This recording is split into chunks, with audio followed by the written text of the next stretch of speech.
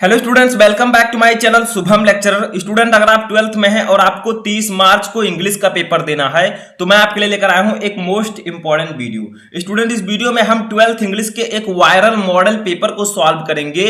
अगर आप 12th में हैं और आपको इंग्लिश का पेपर देना है तो इस वीडियो को आपको शुरू से लेकर लास्ट तक देखना है, क्योंकि इस वीडियो में मैं आपको बताऊंगा कि जो 12th इंग्लिश है, ठीक है, जो 12th इंग्लिश का पेपर होगा, टोटल उसमें कितने प्रश्न होंगे, आपके पास टाइम कितना रहेगा, पेपर आपका कैसा आएगा और आपको तैयारी कैसे करना है। यानी कि जो आपके पास दिन बचे हैं इनमें आपको किस प्रकार से तैयारी करना है ताकि आप इंग्लिश में 95/100 मार्क अचीव कर सकें, यानी कि 100 में से 95% प्लस मार्क अचीव कर सकें।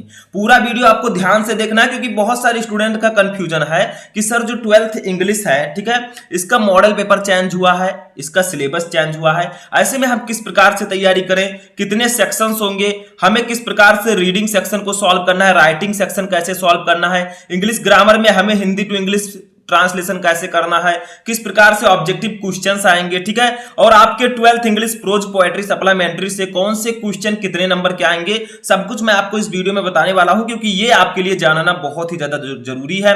तो इस वीडियो को आप लोग ज्यादा से ज्यादा लाइक कीजिए, 10,000 लाइक टारगेट है इस वीडियो का। अगर आप इसको जल्दी से जल्दी पहुंचा देंगे तो मैं आपको 12th इंग्लिश की कॉपी कैसे लिखें उस पर जल्द से जल्द वीडियो लेकर आऊंगा, लेकिन आपको ज्यादा से ज्यादा लाइक करना है और चैनल पर नए तो चैनल को सब्सक्राइब कर लीजिए। देखिए स्टूडेंट, सबसे पहले हम ये जान लेते हैं कि हमारे 12th इंग्लिश में टोटल कितने प्रश्न होंगे। टोटल 12 प्रश्न होंगे, ठीक है। समय आपके पास 3 घंटे 15 मिनट रहेगा। पेपर कैसा आएगा अभी सब कुछ मैं आपको बताऊंगा। ज्यादा से ज्यादा क्वेश्चन का मैं सॉल्यूशन भी दूंगा, आंसर भी दूंगा, तैयारी आपको कैसे करना है। देखिए स्टूडेंट, सबसे पहले यहां पर मॉडल पेपर 2021-22 इंग्लिश क्लास 12, ठीक है। मार्क आपका यानी कि 100 नंबर का आपका क्वेश्चन पेपर होगा। समय आपके पास 3 घंटे 15 मिनट होंगे। ये जनरल इंस्ट्रक्शन कुछ दिए रहेंगे, सेम वही पेपर है जो आपका मॉडल पेपर है, ठीक है। The first 15 minute are allotted to the candidate for reading the question paper, यानी कि शुरुआत के जो 15 मिनट हैं वो विद्यार्थियों को क्वेश्चन पेपर पढ़ने के लिए दिए गए हैं। ऑल क्वेश्चन आर कंपलसरी, यानी कि सभी क्वेश्चन सभी प्रश्न अनिवार्य हैं। Marks are indicated against question, यानी कि जो क्वेश्चन है उसके सामने मार्किंग भी दी गई है कि कितने नंबर का कौन सा क्वेश्चन है। सबसे पहले हमारे इंग्लिश में सेक्शन ए आता है, ठीक है। सेक्शन ए कर दिया गया है रीडिंग, यानी कि आपको यहां पर रीडिंग करना है और जो क्वेश्चन दिए गए हैं उनका आंसर देना है। जैसे देखिए यहां पर रीडिंग में read the following passage carefully and answer the question that follow, ठीक है। यानी कि एक पैसेज हमें दिया गया है, ठीक है, एक पैसेज दिया गया है। देखिए ये man is a gregarious animal living in a society, ठीक है। तो ये आपको पूरा पैसेज सबसे पहले पढ़ना है, ध्यान से पढ़ना है, उसका हिंदी निकालना है।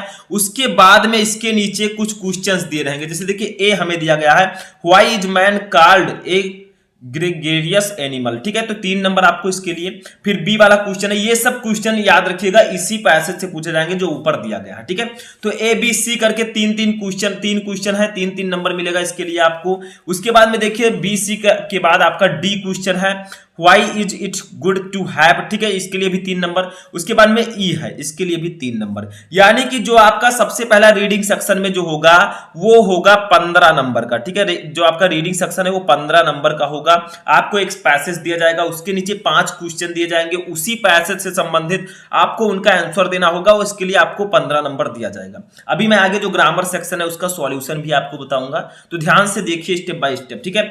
उसके बाद में देखिए हमारा आता है सेक्शन बी, इसका नाम है राइटिंग, ठीक है। इसमें 2 टॉपिक्स हैं। सबसे पहले देखिए right an article on any one of the following topics in about 100 to 150 words, ठीक है। यानी कि आपको इन तीनों में से किसी एक टॉपिक पर आर्टिकल लिखना है। अगर आप India a land of natural beauty इस पर जानते हैं तो लिख सकते हैं joint family system, need of the hour और माई प्लान फॉर फ्यूचर, ठीक है। तीनों में से किसी टॉपिक पर आपको आर्टिकल लिखना है। वर्ड जो है वो 100 से 150 के बीच में होना चाहिए। जो वर्ड है इतने वर्ड में कम से कम आपको लिखना है। इसके लिए आपको 10 नंबर दिया जाएगा। तो राइटिंग सेक्शन जो है आपका ये 20 नंबर का है। देखिए क्वेश्चन नंबर 3 भी हमारा राइटिंग सेक्शन में आता है। Write a letter to the editor of ये national daily to show your concern on growing use of disposable wares, ठीक है। इस पर आप लोगों को लेटर लिखना है। मान लीजिए आपको नहीं पता तो और लगा हुआ है, इस टॉपिक पर आप लिख सकते हैं राइट ये letter to the principal of your school to complain against the shortage of latest sports magazines in the library, ठीक है। तो 10 नंबर का आपका ये क्वेश्चन होगा। दोनों में से किसी एक को कीजिए, 10 नंबर आपको मिलेगा। तो जो रीडिंग सेक्शन होगा सबसे पहले आपको आर्टिकल लिखना है किसी एक टॉपिक पर 10 नंबर, उसके बाद में लेटर लिखना है 10 नंबर, टोटल आपको इसके लिए 20 नंबर दिया जाएगा, ठीक है। तो हमारा reading and writing section complete हुआ। हमारा सेक्शन सी जो होगा ये ग्रामर पोर्शन होगा, ठीक है। यहां पर आपको समझना है कि choose the correct option to the answer the following question, ठीक है। यानी कि यहाँ पर क्वेश्चन दिए गए हैं बहुविकल्पीय ऑब्जेक्टिव टाइप, इसके लिए आपको 10 नंबर यहाँ पर दिया जाएगा, ठीक है। कौन कौन से क्वेश्चन है समझिए। सबसे पहले है the options of government in ये कंट्री इज कॉल्ड, ये आपका वन वर्ड सब्स्टिट्यूशन का क्वेश्चन है। यानी कि किसी देश में सरकार की अनुपस्थिति को क्या कहते हैं। कोई ऐसा देश हो जहां पर सरकार ना हो, उसे हम वन वर्ड में क्या कहते हैं, उसे हम लोग कहते हैं एनार्ची। एनार्ची का मतलब होता है अराजकता या शासनहीनता, ठीक है।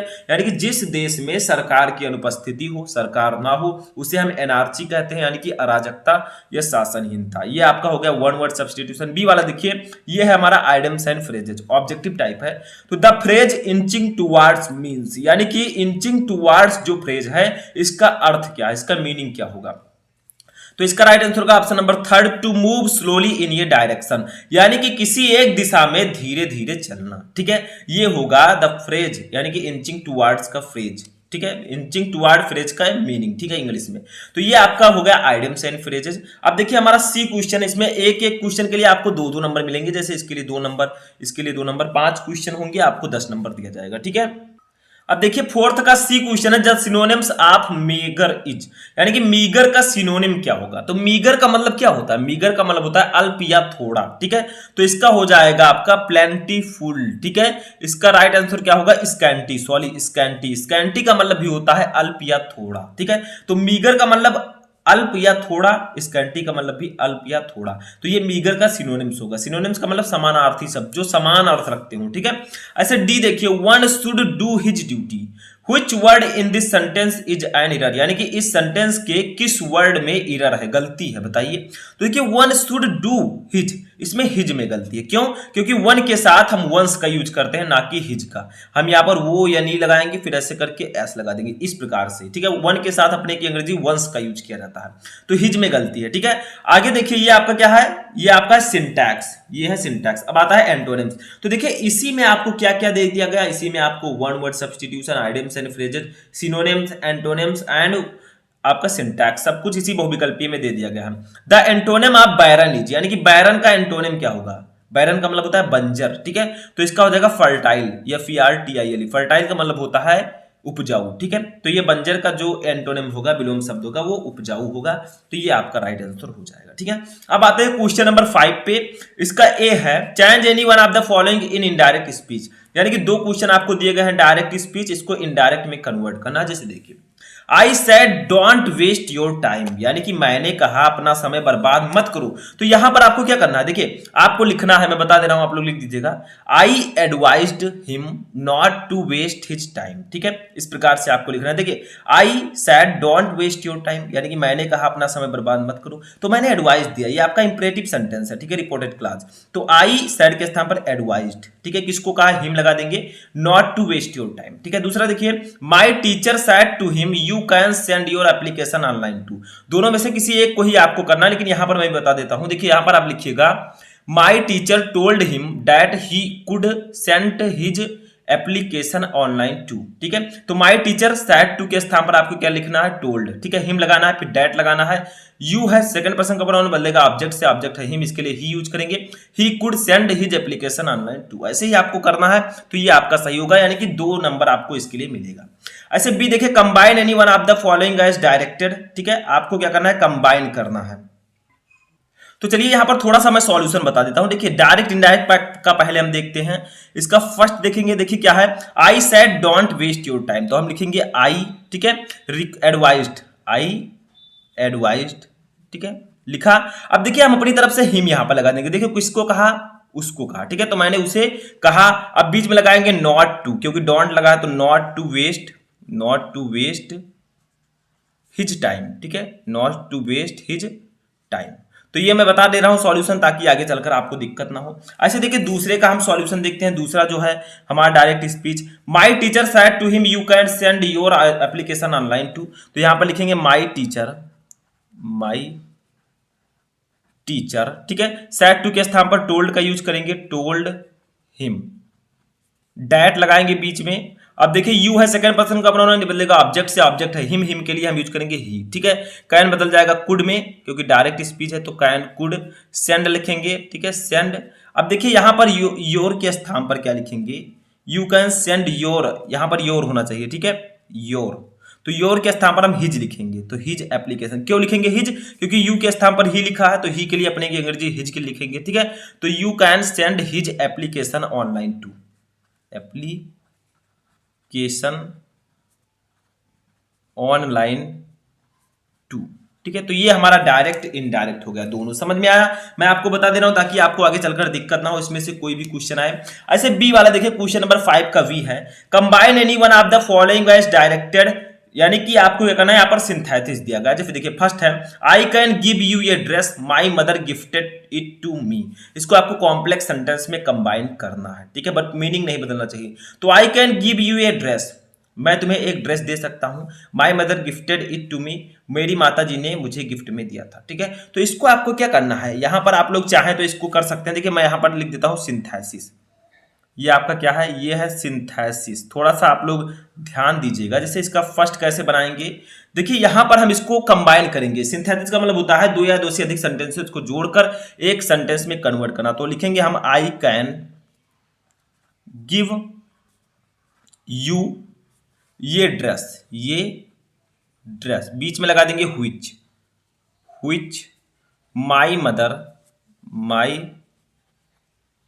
Mother gifted me, gifted me, ठीक है। तो आई कैन गिव यू ये ड्रेस, मैं तुम्हें एक ड्रेस दे सकता हूं, व्हिच जिसे माई मदर गिफ्टेड मी, मेरी माता जी ने मुझे गिफ्ट में दिया था, ठीक है। ऐसे देखिए हमारा दूसरा है डू इट लीव इट, इसको आपको कंपाउंड सेंटेंस में कन्वर्ट करना है। कैसे करेंगे, ध्यान दीजिए, थोड़ा थोड़ा सा आपको यहां पर ध्यान देना है। देखिए डू इट लीव इट, तो इसको हम लिख देंगे डू इट, ध्यान दीजिए, डू इट और लीव इट, और लीव इट, ठीक है। इसे करो या इसे छोड़ दो, ठीक है। तो ऐसे ही आपको यहां पर सिंथेसिस सॉल्व करना है। अब सी वाला देखिए, change anyone of the following as directed, आपको इसके लिए 2 नंबर मिलेगा, एक एक को आपको करना है। आई कैन डू इट, इसको पैसिव वॉइस बनाना है, तो आप लिख सकते हैं, क्या लिखेंगे, it can be done by me. तो यहां पर मैं लिख देता हूं, चलिए हम लिखेंगे यहां पर फर्स्ट का आई कैन डू इट का क्या लिखेंगे, it can be done by me, ठीक है, it can be done by me, ये आपका सही होगा। अच्छा दूसरा देखिए हमारा है, तो देखिए दूसरा हमारा है, this is the most effective remedy for this disease, ठीक है। इसको आपको कंपैरेटिव डिग्री में कन्वर्ट करना है, ये सुपरलेटिव डिग्री में है। तो इसमें आपको कुछ नहीं करना है, लिख देना है दिस इज, यहां पर मैं लिख देता हूं दिस इज, मोस्ट के स्थान पर मोर लिखना है, ठीक है, मोर इफेक्टिव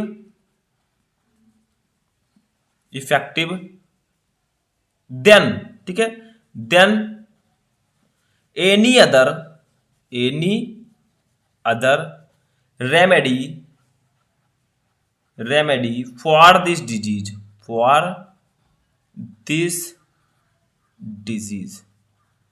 ठीक है। तो क्वेश्चन था कि this is the more effective remedy for this disease, यानी कि यह इस बीमारी के लिए सबसे प्रभावशाली रेमेडी है, ठीक है, यानी कि सबसे प्रभावशाली उपाय है, ठीक है। तो यहां पर मैंने क्या किया, this is more effective than any other remedy for this disease, ये आपका कंपैरेटिव डिग्री में कन्वर्ट हो चुका है, ठीक है।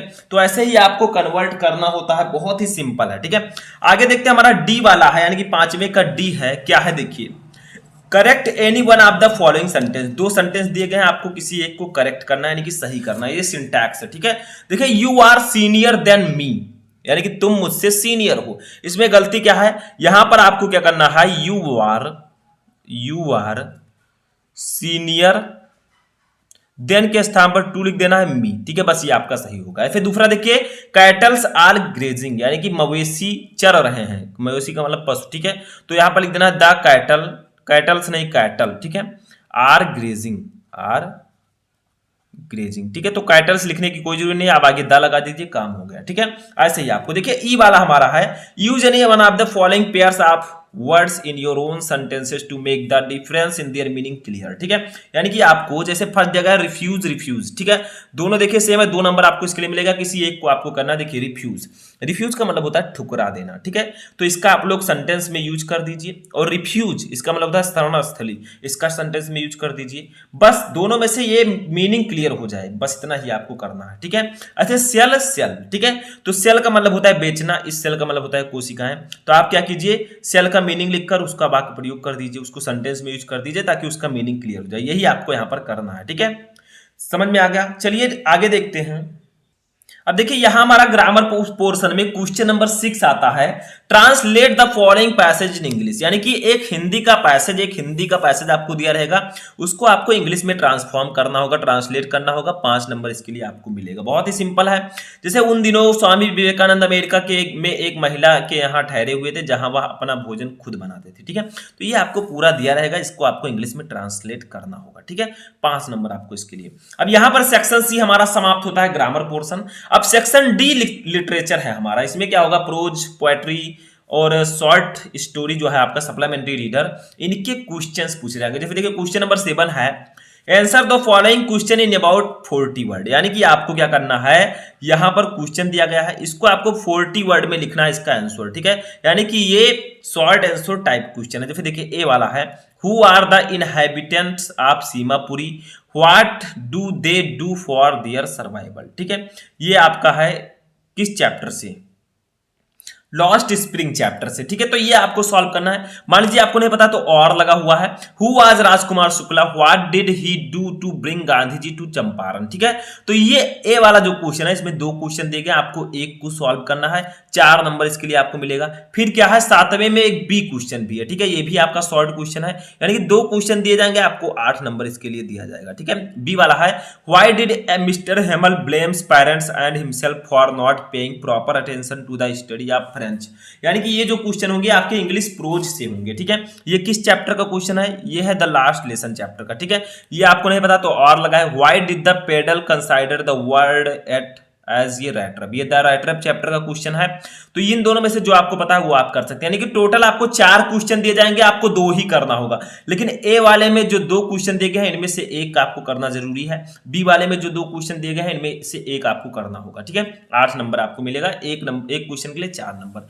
अब प्रोज से ही एक और क्वेश्चन होगा, लॉन्ग क्वेश्चन। देखिए answer any one of the following in about 80 word. यानी कि आपको 2 क्वेश्चन दिए जाएंगे, किसी एक का आंसर आपको 80 शब्दों में लिखना है। 7 नंबर इसके लिए आपको मिलेगा, लॉन्ग क्वेश्चन है। ठीक है, ए है, all we have to fear is fear itself, justify this statement on the basis of the lesson deep water. ठीक है, ये आपका लॉन्ग क्वेश्चन है। अच्छा बी देखिए, describe the plight of rag pickers as depicted in the lesson the lost spring. ठीक है, तो 2 क्वेश्चन आपको दिए गए हैं, किसी एक का आंसर आपको लगभग 80 वर्ड में देना है, आपको इसके लिए 7 नंबर दिया जाएगा। तो ये प्रोज से क्वेश्चन था। ठीक है, अब हमारा था पोएट्री का क्वेश्चन। देखिए question number 9, read the following extracts carefully and answer the question that follow. ठीक है, यानी कि आपको क्या का एक दिया गया है, देखिए 6 नंबर का आपको ये मिलेगा, एक एक्सट्रैक्ट दिया गया है, एक लाइन दिया गया है चैप्टर का, and the old familiar ache my childhood fear but all I said was see your soon Amma, all I did was smile and smile smile. ठीक है, ये आपको दिया गया है। इसके नीचे कुछ क्वेश्चंस रहेंगे, जैसे ए वाला क्वेश्चन है इसी से रिलेटेड होगा, बी वाला क्वेश्चन है, देखिए यहाँ पर ये बी है। ठीक है, ये सी है, यानी कि 3 क्वेश्चन दिए जाएंगे, तीनों का आंसर अगर आप दे देते हैं आपको 6 नंबर मिलेगा, यानी कि एक क्वेश्चन के लिए 2 नंबर। ठीक है, ये पोएट्री होगा, पोएट्री का स्ट्रैक्ट दे दिया गया, उसके नीचे 3 क्वेश्चन दे दिए गए, 6 नंबर आपको इसके लिए मिलेगा।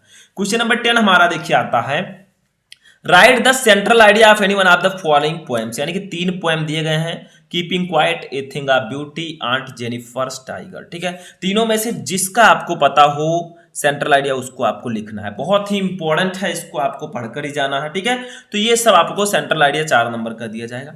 अब क्वेश्चन नंबर 11 जो है, ये सप्लीमेंट्री रीडर का क्वेश्चन है। देखिए इसमें भी वही प्रोसेस है जैसे प्रोज में था, पहले शॉर्ट आंसर दिए जाएंगे, शॉर्ट आंसर टाइप क्वेश्चन, फिर लॉन्ग आंसर एक दिया जाएगा। ठीक है, तो answer the following question in about 40 word, same वही प्रोसेस। आपको इसमें क्या होगा, ए वाला क्वेश्चन देगा, what thing on the third level wear different from those on the old other levels, ठीक है। ये द थर्ड लेवल चैप्टर का क्वेश्चन है, ये आपको पता है तो कर सकते हैं, नहीं तो और लगा है describe the environmental features of Antarctica, तो दोनों में से किसी एक को आप सॉल्व कर सकते हैं, ठीक है। ऐसे बी दिया गया है, why did the maharaja decided to suffer the huge loss instead of following the British officer to get photographed with the hunter tiger, ठीक है। तो ये आपको इसका आंसर देना है, ये आपको नहीं पता किस चैप्टर का है, ये द टाइगर किंग चैप्टर का, ठीक है। ये नहीं पता तो आप इसको कर सकते हैं, why was Jo not happy with Jack's ending of Roger Skunk's story, ठीक है। तो यहां पर भी सेम वही प्रोसेस है, एक क्वेश्चन जो रहेगा इसमें दो क्वेश्चन रहेंगे, एक आपको करना होगा, बी वाला जो है इसमें भी दो क्वेश्चन रहेंगे, एक आपको करना होगा, ठीक है।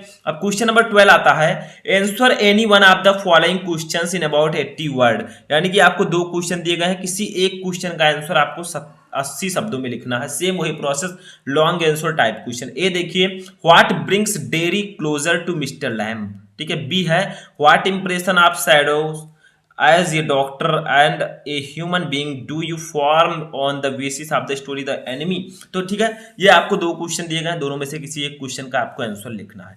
टोटल यहाँ पर इंग्लिश का क्वेश्चन पेपर मैंने आपको दिखाया, ये भी बताया कि आपका कौन सा क्वेश्चन कितने नंबर का आएगा, किस प्रकार से पेपर आएगा, ठीक है। तो यहाँ पर आपका 100 नंबर का पेपर पूरा क्लियर होता है। आई होप कि आपको पूरा पेपर पैटर्न तो समझ में आ ही चुका होगा। आगे आगे मैं बहुत सारे क्वेश्चन आपको प्रोवाइड करवाऊंगा, तो आप लोग चैनल से लगातार जुड़े हैं। हम मिलेंगे नेक्स्ट वीडियो में नेक्स्ट टॉपिक के साथ, तब तक आप लोग अपनी तैयारी करते रहें और किसी भी टॉपिक में क्वेरी है तो कमेंट करके बताएं।